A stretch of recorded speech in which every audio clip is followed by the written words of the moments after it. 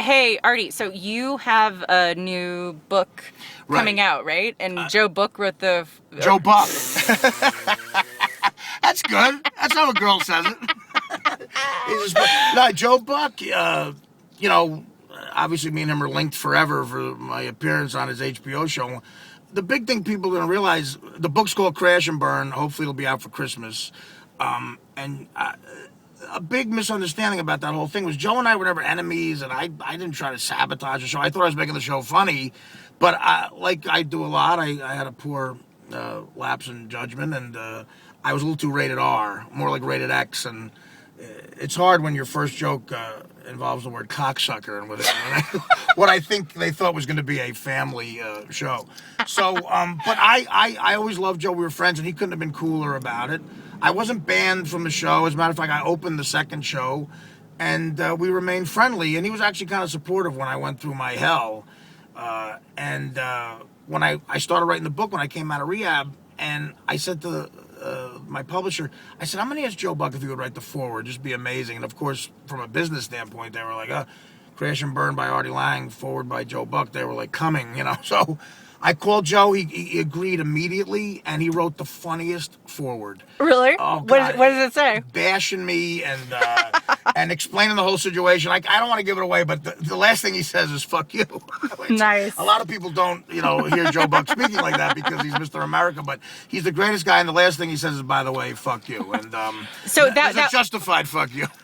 that was one of the funniest things I've ever. Does that rank as like one of the funniest appearances? That and Fallon, I think, are some of the. And then obviously Stern, but I mean, Jimmy, Jimmy is a comedian, and doing something with like him or Letterman or Jimmy Kimmel or Conan, they and 10 years on Howard Stern, you're talking about going back and forth with the funniest people on the planet.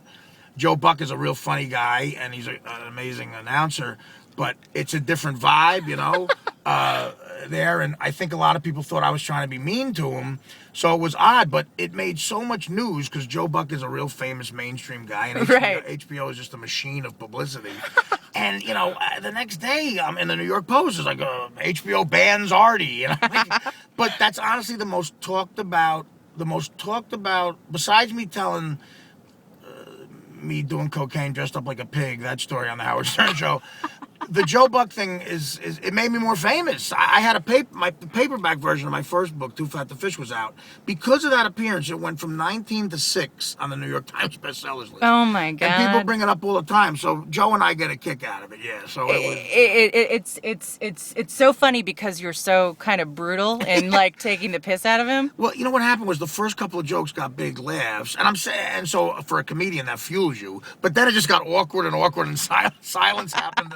And that's what makes comedians laugh, is awkward silence, because we're bored with laughs. But and I just kept going, and it was obnoxious, but that's my forte. And were you high? I mean, like, were you fucked up? This is something, again, I'll talk about in the book. I had taken a couple of Vicodin before. Okay. But the problem is I had gotten to the point, and again, I don't want to. I hate to seem like I'm proud of any of this. I don't glorify it at all. I hope the book talks about it. But I had gotten to the point where I was crushing painkillers and snorting them. Right. And I did that with 4 10-milligram Vicodin probably 2 hours before that. So I was, a kind word is loopy, I guess. Right. And also a couple of whiskeys with it. So not recommended if you're going to do a live. Not recommended in any situation. A big live TV appearance, no, definitely not.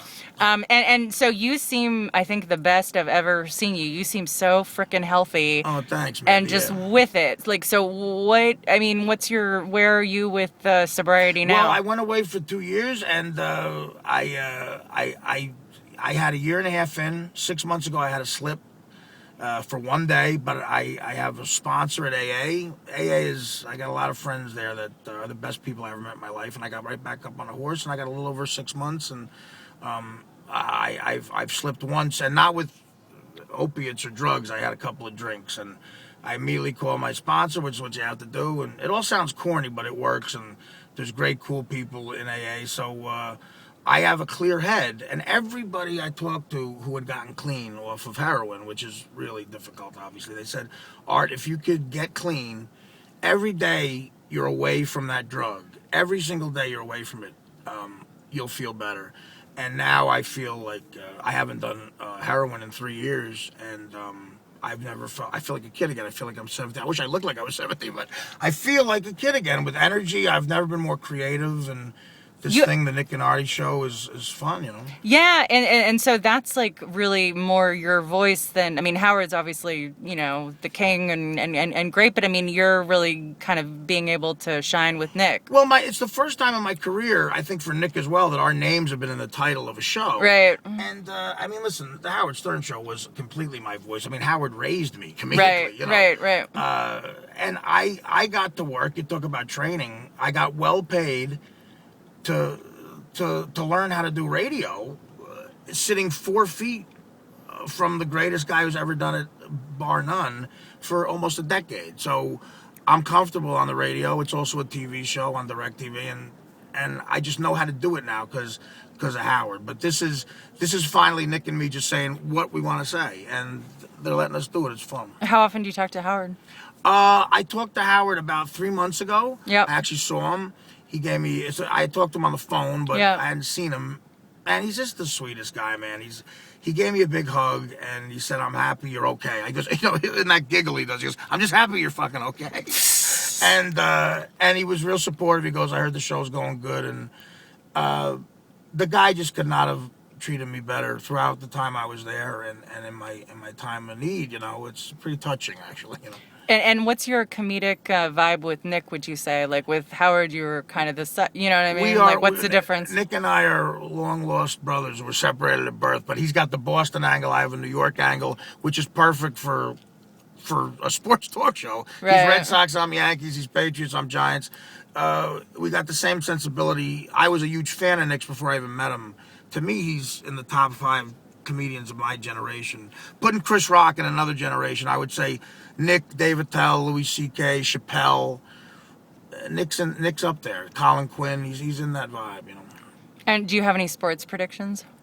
Yeah, I think the Yankees are going to win another World Series this year. And I'm not just saying that because I'm a Yankee fan. I really think they're going to start to gel at the right time. Last year, we're on the street here, but they got this to me was worse than losing in the regular season. They lost in the first round of the playoffs last year, and I think Girardi's got them on top.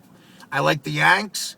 I don't like my Giants. I think the San Francisco 49ers are the class of the NFC, so I'm predicting Niners, Patriots with a Niner win in the Super Bowl. And are you betting, or are you clean from that too? I can't even do that.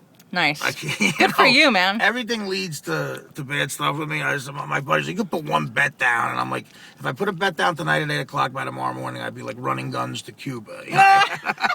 And everything gets worse. It just gets worse for me. Oh, I love it. The darkness continues. So I'm clean, but I'm happy. That's great. Awesome. Thanks, man. Mazel. Okay. Mazel. Right.